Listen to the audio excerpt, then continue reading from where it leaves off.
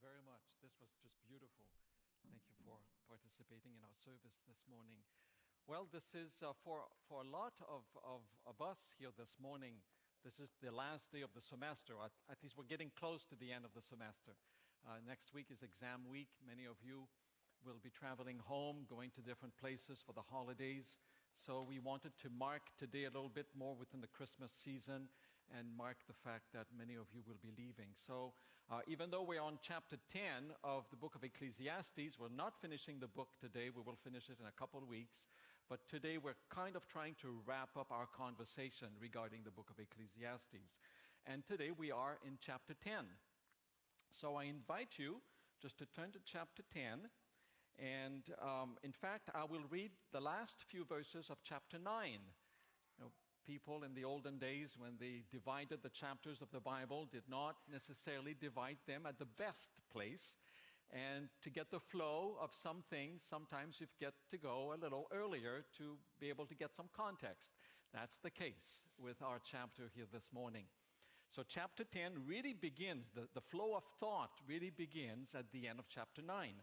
Verse 13, reading from the New International Version, it says, I also saw under the sun this example of wisdom that greatly impressed me.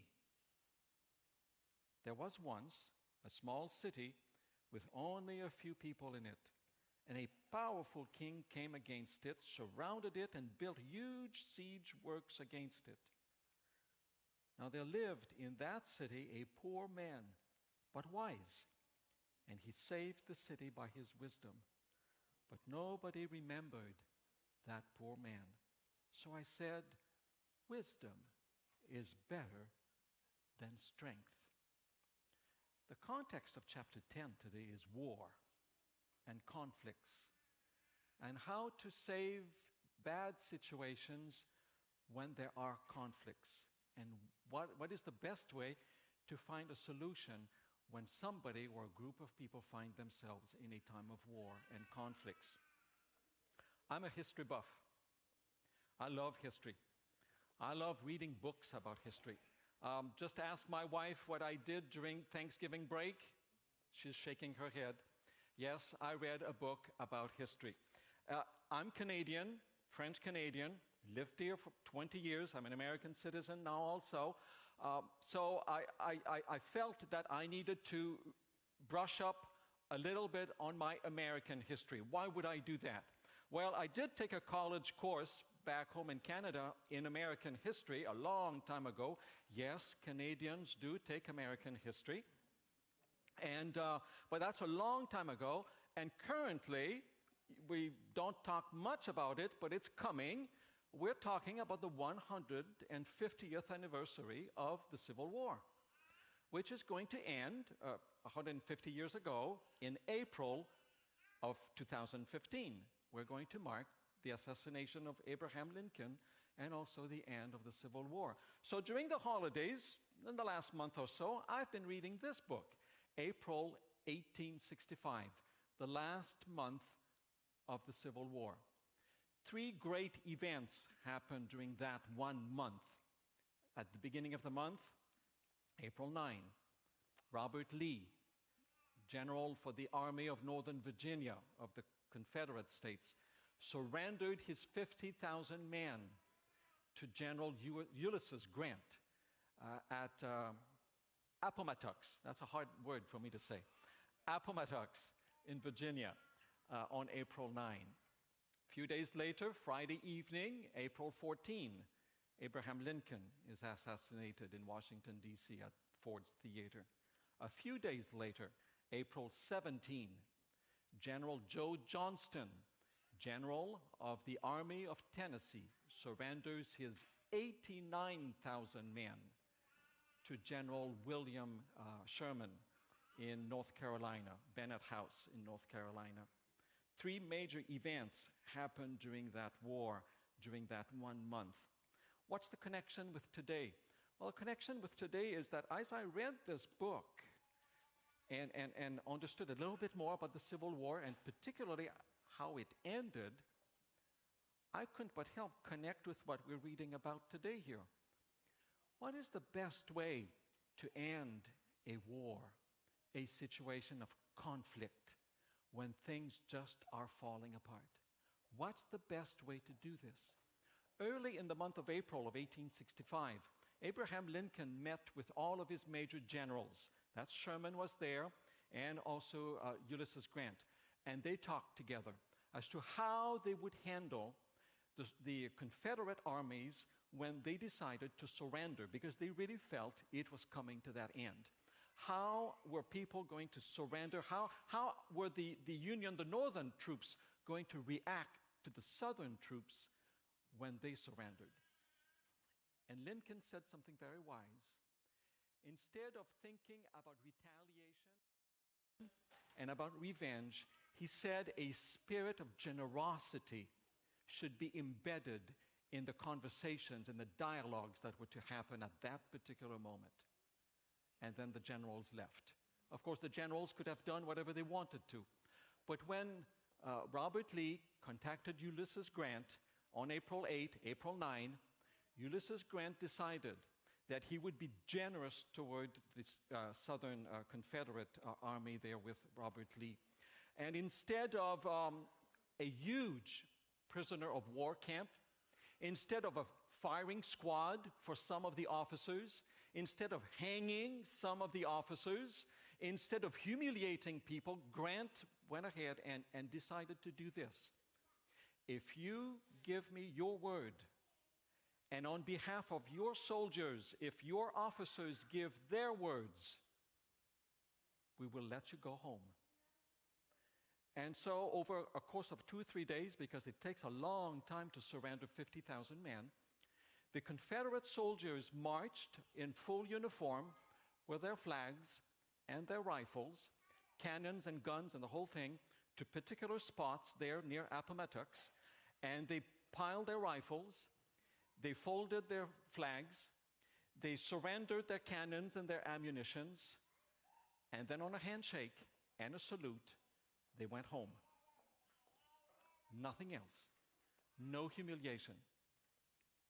2 weeks later, when Joe Johnston of the Army of Tennessee surrendered his army of about 80-some thousand men of all the armies on the southeastern United States, same thing happened with General Sherman. A lot of historians, this one in particular here, also believes that that was probably the wisest thing that somebody could have done to help reconciliate two sides, the North and the South, and make it so that this nation would be united again. Things were a little different when Jefferson Davis, the president of the Confederate States, when he finally was captured, he was humiliated a great deal. But be that as it may, for the rest of the story, that is not how it happened. How do we relate to conflicts? In this case, to wars. Is there a better word of wisdom than strength, than might, than retaliation, than revenge? That's what this chapter is about.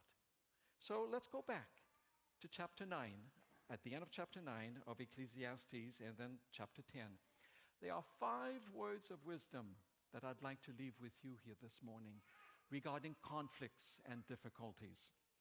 Some of us in this room are leaders, and sometimes we find ourselves in conflict situations, difficult situations. Many of you one day will be leaders, either of a school, of a church, of a company, big and small, whatever it may be. You will also be in situations of conflict. 5 words of wisdom on how to relate to conflict here from Solomon. Chapter 9, verse 17 is the first word. Right after these words regarding this poor man who somehow diffused some kind of a siege that was happening to this little city. Chapter 9, verse 17. The quiet words of the wise are more to be heeded than the shouts of a ruler of fools. The quiet words of the wise. You know, when we are in situations of conflicts, it happens so often that situations get tense. People begin to shout. People begin to be angry. And people get really upset. The tension rises. And it's not hard for someone to begin to raise the tone, speak a little louder. And it really gets conflictual even more.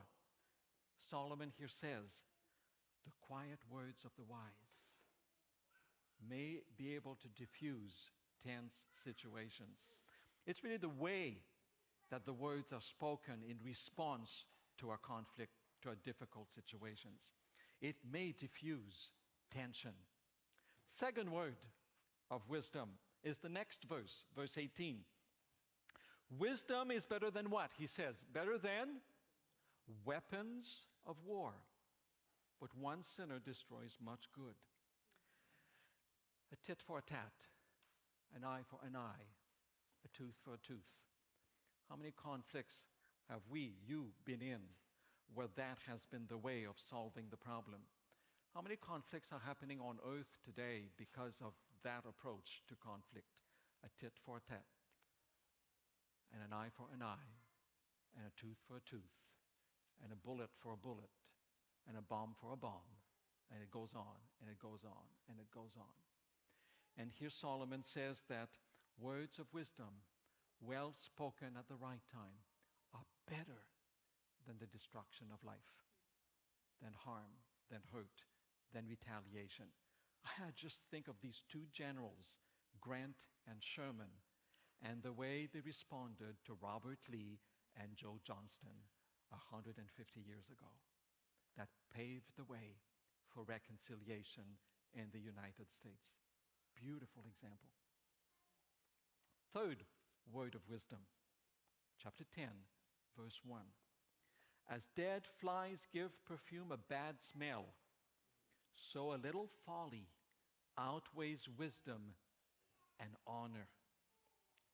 Sometimes something insignificant, a little stupidity, a little word, a little nonsense, a little something of some kind just destroys a whole lot that has been built over for years and years and years. Solomon here is saying, well, maybe we can't prevent some of these little stupidity to happen sometimes, but no, please know that a little nonsense may be devastating to the world, to our own human relationships. It does not take much, here Solomon says, to create situations of tension. Let's be aware of that, he says. Fourth word of wisdom. It's in verse 4, chapter 10, verse 4. If a ruler's anger rises against you, do not leave your post. Calmness can lay great offenses to rest. Well, have you ever been in a situation where your boss gets really angry with you, really upset, and the tension rises? And what's the way to respond? With the same kind? And get upset too? Now Solomon says, no, wait a moment. If there's a real tension in the room, stay calm. Don't respond. Just don't say anything. Stay quiet. Let things calm down. And a quiet word, stay at your place. Don't respond. Stay there.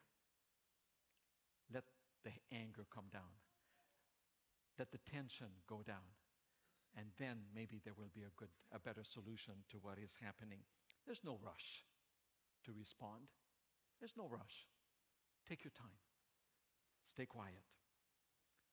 Last word of wisdom that I find here in this passage is in verse 5. Chapter 10, verse 5. There is an evil I have seen under the sun, the sort of error that arises from a ruler. Fools are put in high position, while the rich occupy the low ones. I have seen slaves on horseback, while princes go on foot like slaves. Well, of course, our context is very different here from what Solomon is really talking about, but really what he's saying here is that social standing is important in society, and the right persons should be at the right place. So in his time, a rich person should be in positions of leadership and should ride on horses. And those who are not rich, who do not have positions of standing, should not be in these places. Well, our American society is a whole lot more egalitarian than this. And we have come to believe that social standing is not a mark of wisdom. A lot of stupid people are in positions of leadership. And so Solomon says here, it's not who we are, it is the wisdom we have that makes the difference. And that will help solve situations of conflicts. So our world is very much in a situation of war at the moment, tensions, our country and other countries. Perhaps in our own communities, things like this are happening, and certainly in the news in the last many weeks, we have seen situations of conflicts and difficulties. Words of wisdom from Solomon that I'd like to leave with you here this morning. Quiet words and the way they're spoken is much more efficacious. Wisdom is better than weapons, than a tit for a tat. An insignificant little nonsense can create a whole lot of damage. A calm response is better than angry response. And then lastly, let's put in positions of leadership people who are wise, not who have money necessarily or social standing. Maybe one day you'll be a leader, as I've said. May these words be with you. This is the time of peace. This is the time of Christmas when we think about peace. Maybe these words are very appropriate at the time, at the moment. But we've got a little exercise that we'd like to do here this morning as we preempt a wrapping up of what the book of Ecclesiastes is about. Yes. A lot of us are probably wondering, I'd really like to hear Denis speak. He only spoke for a few minutes. And that's because we wanted to have a panel today and of your peers, of your colleagues. So I'm going to invite them to come forward at this time.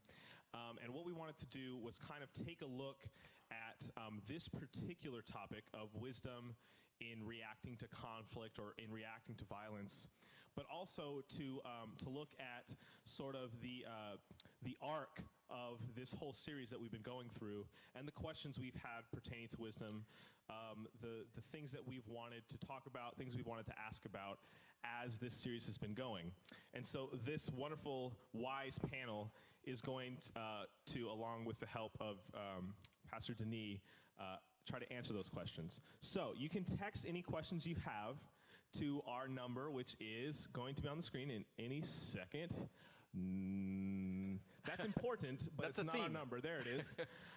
So you can text any questions that you have, like I said, either pertaining to today's particular topic that Denis was speaking on, sort of conflict and wisdom and how that reacts to it, or also just anything from this kind of arc of wisdom and Ecclesiastes that we've been going through over the last several weeks.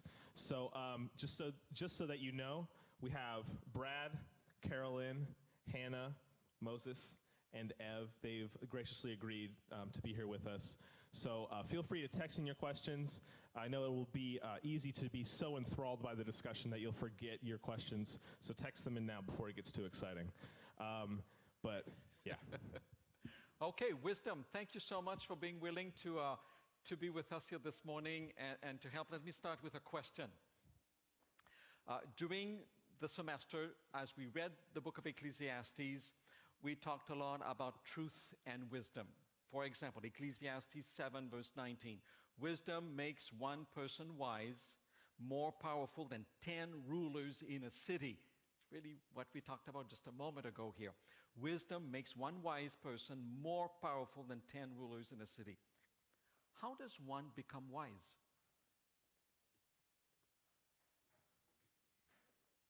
Yeah, go ahead. Yeah, it's on. Well, I would say that one would become wise.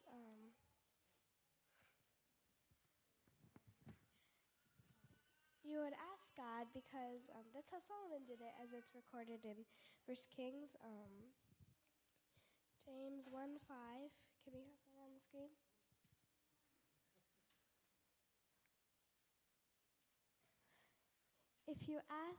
If any of you lacks wisdom, you should ask God, who gives generously to all without finding fault, and it will be given to you. So, and after Solomon asked, he worked his rear end off and studied his rear end off, and he knew everything if he knew everything under the sun was meaningless, then he must have studied everything under the sun. So we have to be willing to learn and to have an open mind to new perspectives, and listen well to others who are wiser. And Job 28:28 is pretty clear how to become wise. How old are you? 12. You're 12. Okay. I hope we're listening. This is good. And he said to the human race, the fear of the Lord, that is wisdom, and to shun evil is understanding. Amen. Amen. So there are at least 100 more verses to where you can get out your trusty concordance when you go home. So. Just want to let you know that to prop the conversation here a little bit this morning, we did share a couple questions with our panel so that they would at least get ready a little bit. Hannah, you've done good here. Wow. Okay, very good. Give it a try. Yes. Another way I would say is to take Lead 101. It's a brilliant class. One of the things that I definitely got to learn was that you don't know it all. One of the biggest failures, I guess, you can do in your life is to think that you know it all. And that's actually going to make you, I guess, go down this kind of slope rather than that kind of slope. You want to be constantly willing to grow. I think Solomon did that. He wanted the wisdom of God. He knew that he didn't know it all, so he asked for the wisdom of God, and he was constantly growing. Don't forget, text your questions either on this subject or any other subject of the wisdom literature here to this number, and we can ask your questions as well. All right. Any other words of wisdom as to how we become wise? Brad? I think to piggyback on what she said, being willing to grow, I think having an insatiable curiosity helps one to become wise as well. I think a lot of times we become complacent in where we're at and we don't bother to learn and to grow. That's right. Yeah, very much. I think for me, if you want to know why and how more than you want your way, I think that helps you. I've seen so many people standing at the customer service and they're just angry because they want what they want. Yeah, they didn't get what they wanted. Yeah. And they're so short-sighted of, if I contain my anger and I speak nicely and I realize what this person can and can't do, I can actually get my way. Mm-hmm. But they get short-sighted and want to emote more than they want to learn the situation, read the situation. So curiosity. I'm amazed of moments where I see people, it's like, how do they survive life? Mm-hmm. How are they not a puddle of death every day? And in moments, in melancholy moments, I'm jealous of that. There's thinking is great, but it's also painful. Yeah, that's right. Because you go places that you aren't always pretty. Yeah, yeah. Well, a question just came in the context with, the angry person at the counter. They're wanting what he or she really wants, and an anger response, but also in the context of our thoughts this morning in Ecclesiastes 10. During the sermon, we talked about using wisdom instead of violence. What should we do if the opposition refuses to see reason? Any thoughts? Can you repeat that? Yeah, during the sermon, I mentioned a few words that we should use wisdom instead of violence. What should we do if the opposition or the other side refuses to see reason or to understand reason, to be reasonable? What should we do? Carolyn, good? I think part of wisdom is knowing when the iron's hot, when a teachable moment arises. When you're in conflict and you're in physical danger, that's not the moment to use wisdom in your speech. It's time to use wisdom in self-preservation. So sometimes If you feel threatened, that is a God-given instinct as well, and get out.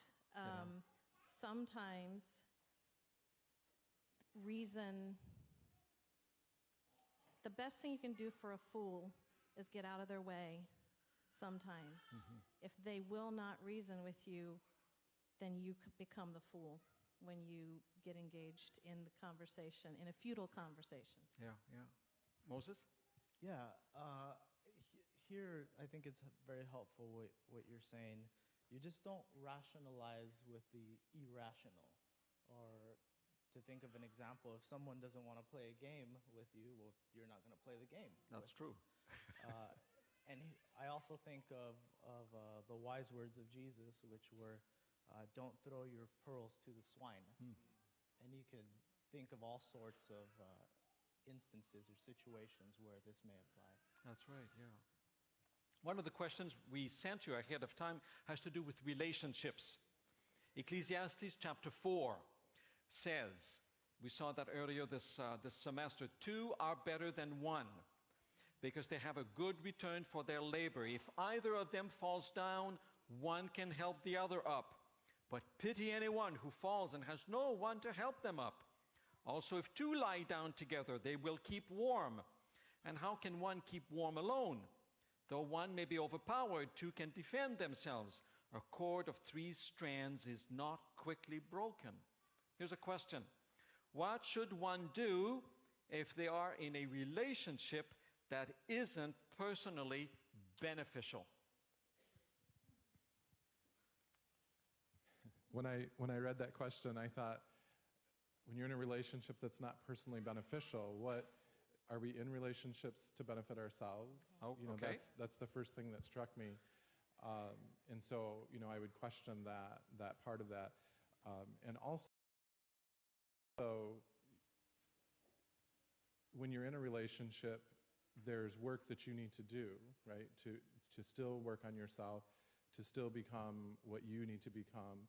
And so, I would focus the attention on the person.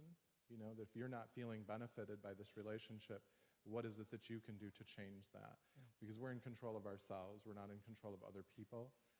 So just looking at somebody and saying, you're not enough, you're not benefiting me, I think you're looking at the wrong person. Very selfish motivation, yeah. Very good. Any other words? Hannah? There you go. She's prepared. Well, you could talk to someone you trust. For me, it would be my mom. You can seek advice from that person and pray for wisdom, and pray for the other person to give you the good wisdom.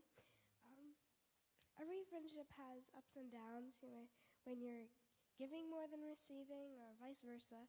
And so it isn't always just about personal benefits. It's what you can get out of the relationship. That's right. It's not always about us. Yeah, very good. Any other words of wisdom on what to do with relationships that are going sour? I don't know if I'm going to answer that one specifically, but I'm not sure I even heard it. I also bristle at the word beneficial because it sounds so transactional. And I have relationships that benefit me, but they're usually behind a cashier. But I don't look at my personal relationships that way. I wouldn't use that word. I prefer healthy, dynamic, intimate. I think opposites in personality attract. Opposites in character often don't. And if the relationship you're in, if you are quiet and safe in your own mind, and you realize this either isn't healthy or doesn't have a future, then ask, then what dysfunction or what need is this fulfilling? Because it's doing something. It feels normal in some way. And when you come from dysfunction and chaos, that's normal. And so if you find yourself in dysfunctional, chaotic relationships where you're getting mixed signals, they're hot, they're cold, they're nice, they're mean, they take out their anger on me, they're passive aggressive. What is it? What need is it in me that it's fulfilling?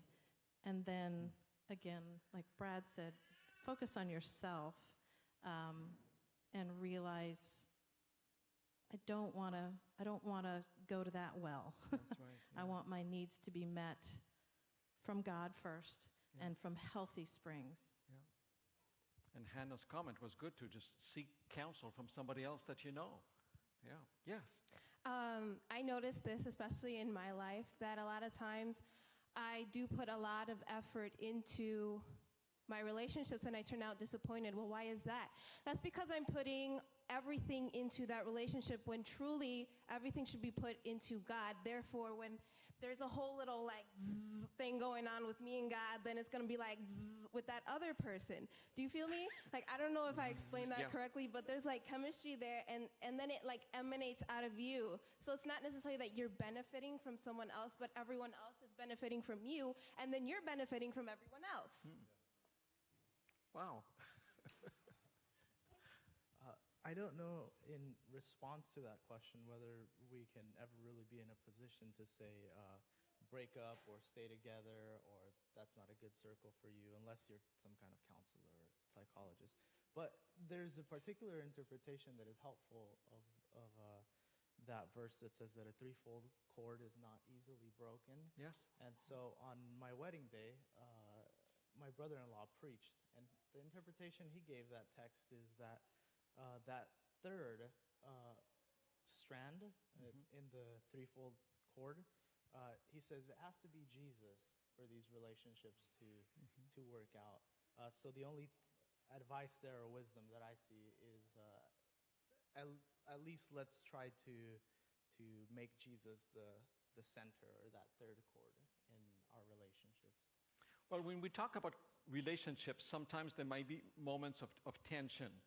So just a follow-up question on this that came in here. What's the role of compromise in conflict resolutions with friends and relationships? What's the role of compromise? How do you view compromise? Is it wise? Is it part of wisdom, literature, or understanding of what to do with compromise? Is that... I think compromise, some people refuse it because I am who I am and you accept me. But if you compromise your wants, you may gain community, you may gain intimacy. So know what you want most. Compromise, if you never want to compromise, then just decide to be alone. Mm-hmm. Yeah.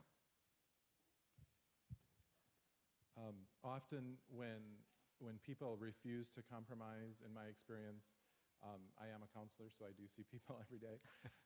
And so often when people don't want to compromise, they're not feeling heard, and they're not feeling like they're being clearly communicating, with the other person.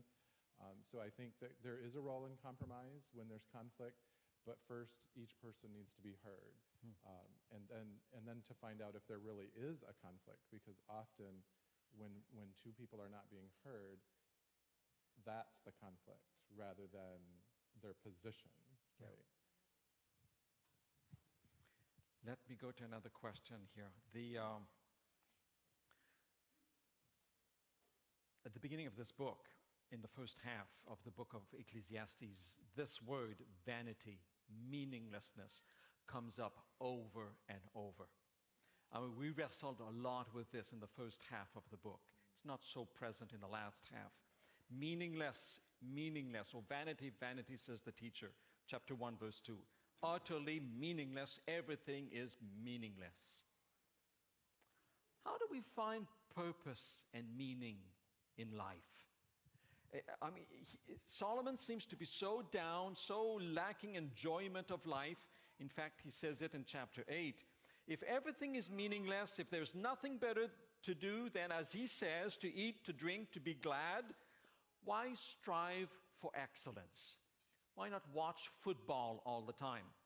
Oops, soccer perhaps, or whatever. How do we find meaning if so many things, well, at least from his perspective here, is meaningless? Is life really meaningless? Well, Solomon does have a point. He is the wisest man in the world. So technically, yes. Why do I say that? Because I was reading a book called Gods at War. It's by Kyle Idleman. And he makes it so clear. It's like, oh. So he was saying that we tend to idolize our lives. We tend to idolize pleasure. We tend to idolize work. We're not worshiping God. We're actually worshiping what we're doing. We're worshiping our works, our pleasures, our husbands, our wives, everything we idolize because it's here, it's tangible, we can feel it. It's not like we can, roll up in a BMW at the pearly gates and be like, hey, God, check out my Beamer, and be like, oh, this is my resume, this is all that I've done, like, can I come to heaven? No, that's not going to matter. What's going to matter is, like, your relationship with God, and that's the problem. It's not necessarily that everything else that we do in this world is wrong. It's meaningless. It's when we put the focus and all our energies completely into that instead of God. Thank you. Wow. Moses? Yeah. Okay, and then Hannah. Okay. Moses, go first. Okay. Yeah, there's a poem that Johann Wolfgang von Goethe wrote called Vanitas, Vanitatum Vanitas. Oh, he speaks German. And he begins his poem and of course this poem has accolades to Ecclesiastes. And he begins by saying, I place my trust in nothing now. And so he goes on throughout the poem to explain how he put his trust in women and then he was let down. And he put his trust in gold and silver and then he was let down, and put his trust in the search for knowledge and was let down, and put his trust in war and then lost a leg. And he ends on a note of pessimism by saying, I've put my trust in nothing now. But when Solomon talks about, and we translate this word as vanitas, or vanity, meaninglessness. But the word in Hebrew, hebel, means nothing or emptiness. And that's why he uses this metaphor of striving after the wind. Mm-hmm. So I think in essence, Solomon is saying here what Goethe was saying, and that's that, well, I'll place my trust in nothing now except for God. Amen. Amen. Hannah, you have the last word. We almost need to wrap up, but what do you think?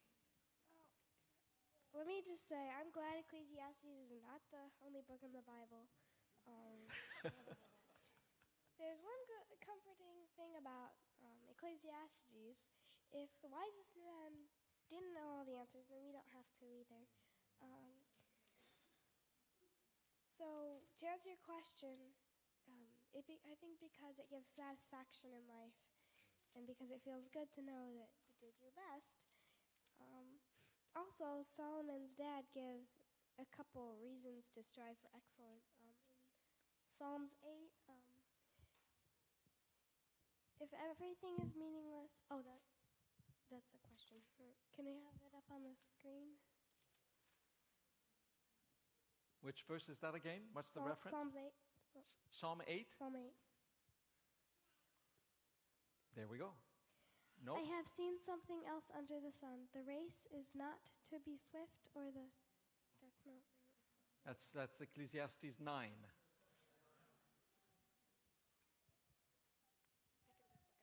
Well, she's going to pick up her Bible. There we go. Is it this one? There we go. Okay. All right. For the direct. Start on the second line. Lord, our Lord, how majestic is your name in all the earth. You have set your glory in the heavens through the praise of your children and infants. You have established a stronghold against your enemies to silence the foe and the avenger. When I consider your heavens, the work of your fingers, the moon and the stars, which you have set in place, what is mankind that you are mindful of them, human beings that you care for them? You have made them a little lower than the angels and crowned them with glory and honor. You have made them rulers over the works of your hands. You put everything under their feet, all flocks and herds, the animals of the wild, the birds in the sky, and the fish in the sea, all that swim the paths of the sea. Lord, our Lord, how majestic is your name in all the earth. So I think we should strive for excellence because God is excellent and his creation is excellent, and he put us in charge of that. And Ecclesiastes 9:10 says, whatever you do, do well. So we should do God's business excellently. So there is meaning in life then. Thank you, Hannah. Thank you for your words. One quick one. Sure. Being one that tends towards melancholy myself, I want to say, Solomon, be quiet. Just get over yourself. There's a difference between belief and feeling. He was feeling that life was meaningless right then. I don't for a moment think he really, in his gut, believed it in the depth. Maybe. That's an interesting insight to bring there. Yeah. And it reminds me, don't say everything you think or feel. And there are paradoxes. It is meaningless. You know, in parenting, there are no guarantees.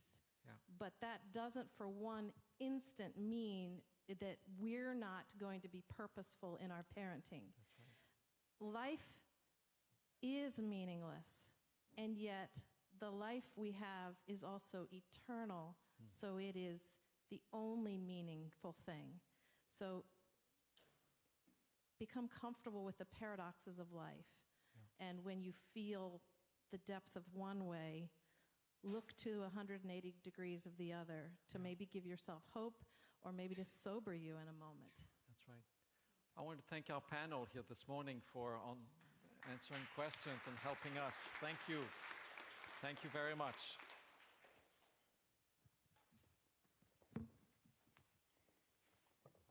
Good morning, everyone. We've come to a time when we want to concentrate a little bit on ourselves and our own prayer life. We began this semester with the concept of sort of exploring our own hearts and seeking wisdom as we're going to journey through this book of Ecclesiastes. And if Solomon has done anything for us, he has taught us that we should express ourselves. Now, I like what you said, don't say everything you think to anyone except God. What we've discovered is, kind of amazing, is that we can say anything in his presence. And he understands us so well, and he's so desirous to relate to us and assist us that we are free to be honest in his presence, and that's really incredible. So we've come to the end of our semester, and therefore we're not quite done with Ecclesiastes, but we want to kind of have a conclusion to this prayer and this pursuit of wisdom in our prayer life that we've been on. Now, we started it out many weeks ago with some pieces of paper taped to the wall, and at that time, I asked you to come up and put some things on that wall that you were seeking wisdom about, quandaries, troubles, future, whatever it might have been that you were needing and longing for more wisdom to have. I don't know if today you have come to the conclusion that that wisdom has come to you and you've got the answer, but you might. Maybe your perspective in this journey has come with a greater sense of even peace or abiding in things that aren't exactly the way you hoped they would be. There are lots of ways in which wisdom comes. So there's a couple of things that I would like us to think about here for a few minutes. And then I am going to invite you to come up and write on the board again. We've got red pens today, so we'll know the difference. First of all, I want you to think about how perhaps you have gained some kind of wisdom. And really, this request board will turn into a praise board, if you please. For some of you, that'll be easy. You will have had an answer to something, Or you have had answers to things you didn't even know to write on the board and ask for, but you've got some real clarity over the last weeks and months that we've been here together. It is good to voice those things for sure. We need to recognize God's presence and his praises that come manifest in our life. So one of the things I want you to think about is anything that you can put up there that is a praise, that is an answer, that is a measure of wisdom that you have gained that you would not have otherwise had. The truth is, we never get to the place where we know it all. I'm not even sure heaven is a place where we know it all. I rather think that heaven is a place where we continue to learn and we gain wisdom continually. I've begun to think that we're going to need faith in heaven, because in faith we're at our very best. When we're willing to put ourselves at a distance and long and look for something that is greater and sweeter and more powerful and more wise than we are. So it might mean that you should be honing your faith skills now, because you're going to use them forever, forever. So perhaps you've come to some kind of clarity, and we can put that on the board. And maybe you need to talk about that with somebody and kind of voice that with somebody else. Maybe you just need a little quiet time to think about that. And we won't make you talk with one another, but you're surely welcome to. My other thought was that we'll never gain complete wisdom. And we live in a very troubling world. And I don't know, maybe it's the holidays where the juxtaposition of everything's supposed to be rosy and pumpkin and ice cream and everything good, that all the heartache in the world seems ever more strident and apparent. A lot of sadness that I've known about. And I think that just the world at large, and Denis spoke to this very issue. And in our own country, in our own communities, and it does spill into the very community that you live in, there's a lot of harshness, a lot of injustice, and we sit there and think, what am I supposed to do? What am I supposed to do about the heartache in Ferguson? What am I supposed to do about the injustice that happens here or happens there? There is something you're supposed to do. And it begins with asking for wisdom. Where do I speak up? What do I do for the case of justice? I got to stop preaching here. But what we find in Scripture is when things really get rough for people, it's because they have gone through the motions and not done in action the right thing. We read in Isaiah, we read in Amos, where Jesus actually says, I'm not even going to listen to you sing anymore. Your songs make me frustrated, he says. Amos 5, you read it. And he ends it by saying, because justice doesn't happen. You say one thing, you pretend to be something, but you're not living it out in your life. So the other thing that maybe we need to write about is more wisdom. How do I become the voice of justice? How do I stand up for what I know is right? Take a minute, very heavy thoughts here, sorry. And then come and write something on the board. A praise, an answered prayer, how you've seen Jesus this semester when perhaps you had not even imagined it as such. And what are you going to do about it? That little praise you've discovered. Now what? Now what? What does it look like in your life? Take a few minutes and then come down and write something on the board.